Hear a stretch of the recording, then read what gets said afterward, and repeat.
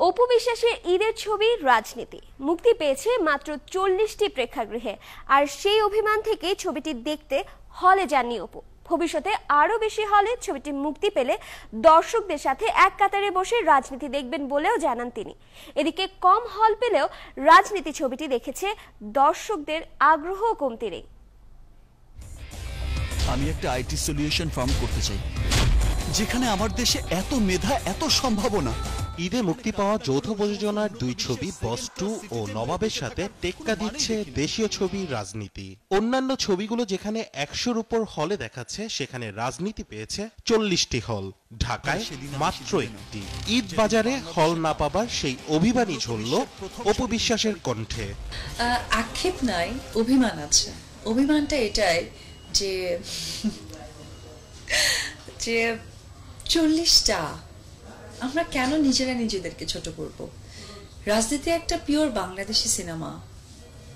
উচিত নয় কি যে আমাদের সিনেমাটাকে একটু স্পেস দেওয়া?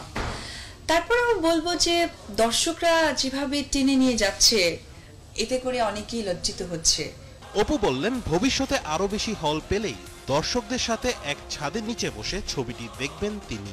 রাজনীতি মুভিটা যে টোটালি একটা বাংলাদেশি মুভি, এবং একটু তো মনের কোথায় একটু কষ্ট আছে যে ফার্স্ট টাইম আমি এত বছর পর, ইনফ্যাক্ট রাজনীতিটা আমার আবার সেকেন্ড টাইম কামব্যাক করার একটা মুভি, যেটার হল খুবই কম পেয়েছে। ধরতে গেলে ঢাকা শহরে নাই, তার জন্য কিন্তু আমি সিনেমা হলে যাইনি সিনেমা দেখতে। যৌথ প্রযোজনার ছবি নিয়ে যখন পুরো চলচ্চিত্রাঙ্গন দুই ভাগে বিভক্ত, তখন অপু কোন পক্ষে?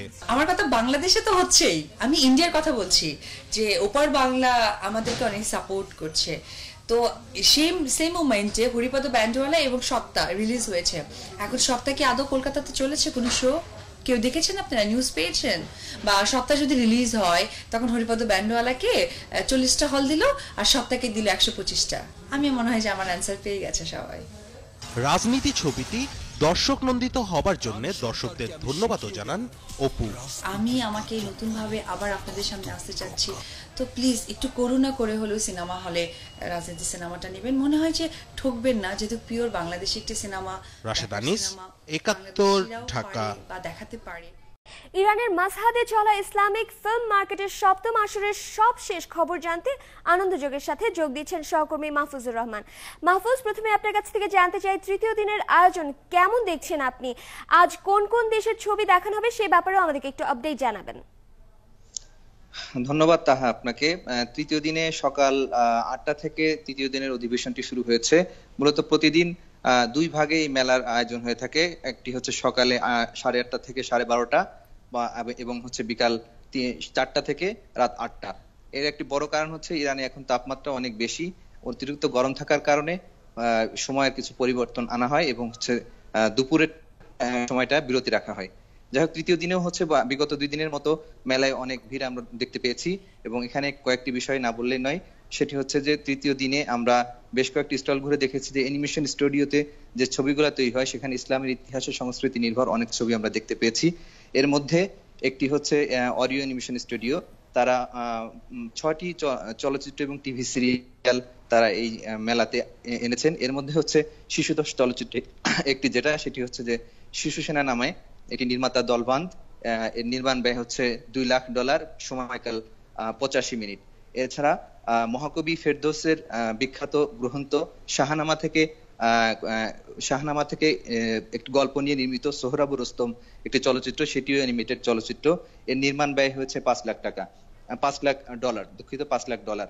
এছাড়া কারবালার হৃদয় বিদারক ঘটনা নিয়ে নির্মিত ছবি নাসুর, এটিও এই একই স্টুডিও থেকে নির্মিত হয়েছে।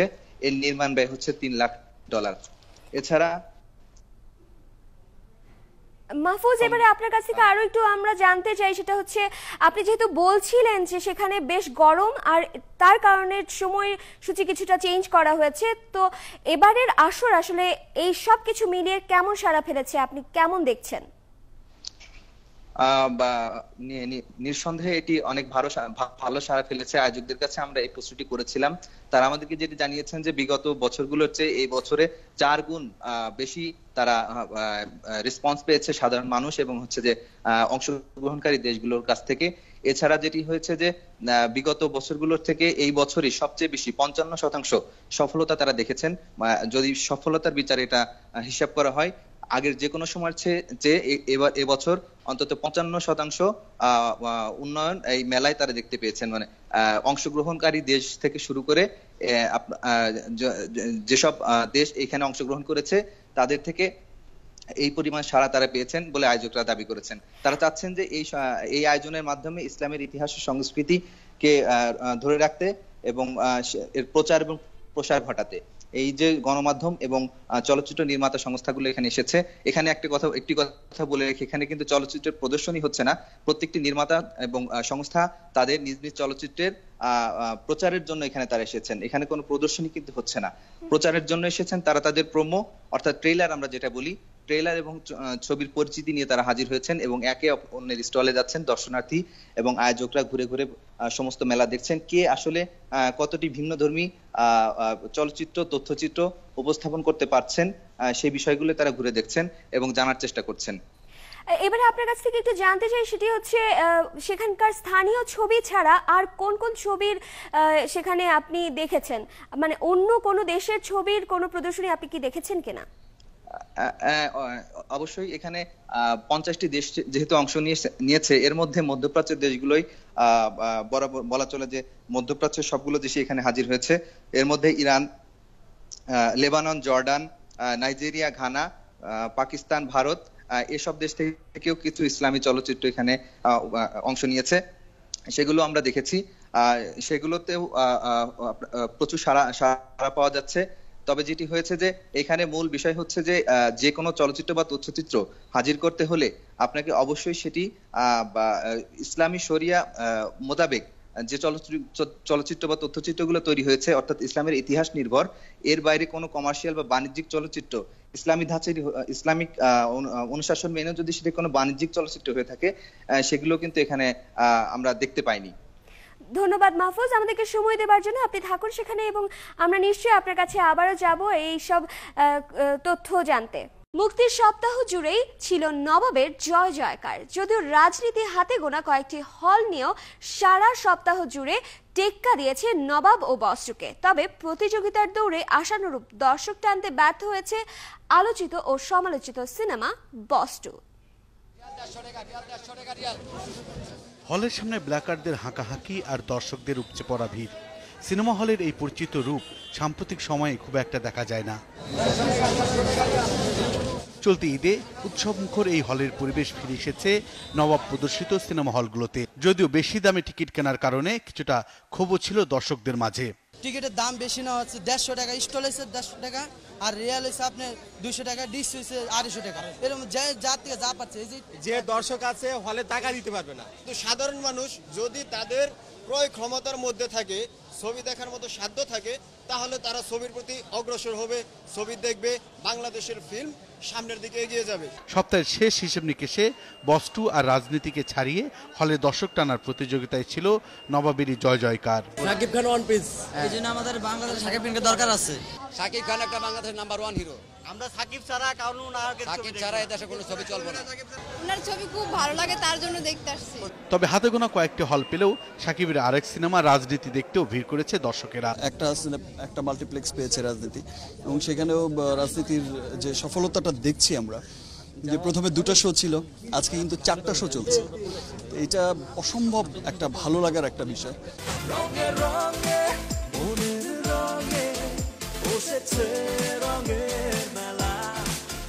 এদিকে ভক্তদের টানে সুপারস্টার শাকিব খানও ঘরে বসে থাকতে পারেননি, তাই তিনিও ছুটে গেছেন সিনেমা হলে। দর্শকদের সাথে একই সারিতে বসে দেখেছেন রাজনীতি আর নবাব, আর ভক্তদের সেলফি বাজিতে বিরক্ত না হয়ে হাসি মুখেই ছবি তুলেছেন আর দিয়েছেন অটোগ্রাফ। দেখছি যে টিকিট পাওয়া যাচ্ছে না, টিকিটের জন্য হাহাকার। এটা আসলে আমাদেরকে অনেক স্পিডই করে, এবং আপনি দেখে থাকবেন ছবির নাম নবাব, প্রথম মেইন কাস্টিংটাই তো হচ্ছে বাংলাদেশ। সো এই ধরনের বাংলাদেশকে প্রেফারেন্স দিয়ে যৌথ প্রযোজনা সবসময় আমি সাপোর্ট করবে। তবে জিত আর ফাটিয়া জুটির বস্তু মুক্তির আগে থেকেই আলোচনার শীর্ষে থাকলেও সপ্তাহ শেষে দর্শক টানার প্রতিযোগিতায় পিছিয়ে পড়েছে। বুলবুল আহমেদ জয়, 71 ঢাকা। ওপার বাংলা চলছে ঈদের ছবির জোর লড়াই। জিতের যৌথ প্রযোজনার বস্টুর সাথে দেবের চ্যাম্পের প্রতিদ্বন্দ্বিতা তীব্র। 23 জুন মুক্তির দিন ঘরে তুলেছে 25 লাখ রুপি।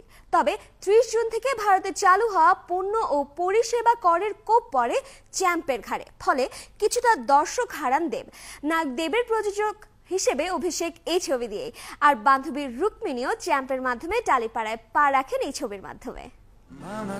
কষ্টগুলো হঠাৎ ভিড় করে আসে, একা একা কান্নাগুলো। একই অঙ্গে বহুরূপ, একদিকে টলিউড সুপারস্টার, অন্যদিকে পশ্চিমবঙ্গের সাংসদ। এবার দেখা মিলল প্রযোজক দেবের।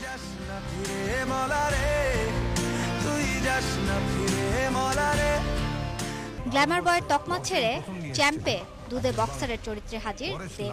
তাই তো গুগলে এত খোঁজাখুঁজি।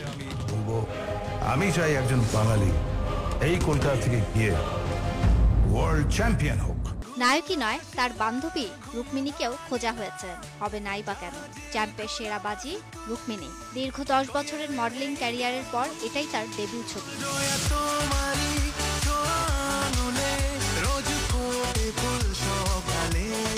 এর পথে আপনার ছেলেকে দেখলাম গ্লাভস পরে ফাইট করছে। খানিকক্ষণ দেখলাম ওকে আমি, মানে আমার ওকে দেখে মনে হয়েছে ওর ভেতরে একজন। দেবের বক্সিং কোচের ভূমিকায় দেখা যাবে অভিনেতা চিরঞ্জিত চক্রবর্তীকে।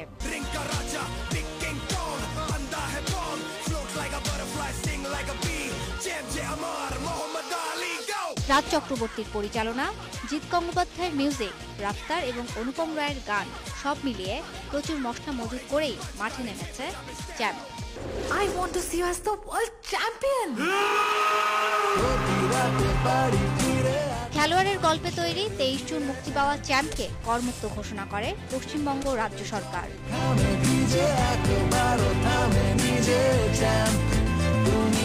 নবেনা তাসনিম, ৭১।